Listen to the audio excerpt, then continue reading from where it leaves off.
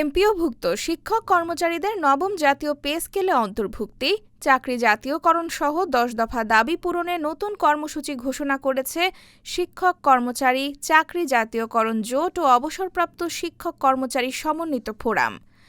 বুধবার ১২ আগস্ট জাতীয় প্রেসক্লাবের আব্দুস সালাম হলে আয়োজিত সংবাদ সম্মেলনে এ কর্মসূচি ঘোষণা করা হয়।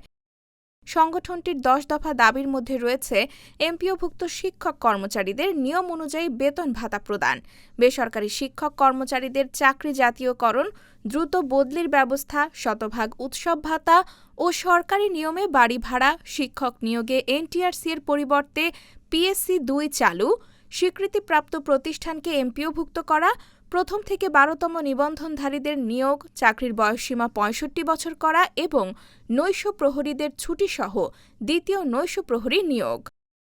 সংগঠনটি জানিয়েছে, আগামী ৩১ আগস্টের মধ্যে এসব দাবি পূরণ না হলে ৩ ধাপে আন্দোলন জোরদার করা হবে। প্রথমে ১০ সদস্যের শিক্ষক প্রতিনিধি দলের সঙ্গে প্রধানমন্ত্রীর সাক্ষাতের ব্যবস্থা করতে শিক্ষা মন্ত্রণালয়কে ১০ দিনের সময় দেওয়া হয়েছে। এরপর সেপ্টেম্বর-অক্টোবরে বিভাগীয় সমাবেশের মাধ্যমে জনমত গঠন করা হবে। সর্বশেষ দল মত নির্বিশেষে শিক্ষক কর্মচারীদের নিয়ে সংগ্রাম কমিটি গঠন করে বৃহত্তর কর্মসূচি ঘোষণা করা হবে।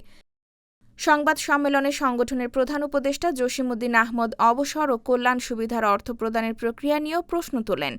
তিনি দাবি করেন, আগে অবসরপ্রাপ্ত শিক্ষক কর্মচারীরা সর্বশেষ বেতনের ভিত্তিতে কল্যাণ ও অবসর সুবিধা পেলেও বর্তমানে নির্দিষ্ট অঙ্কের অর্থ দেওয়ার উদ্যোগ নেওয়া হচ্ছে।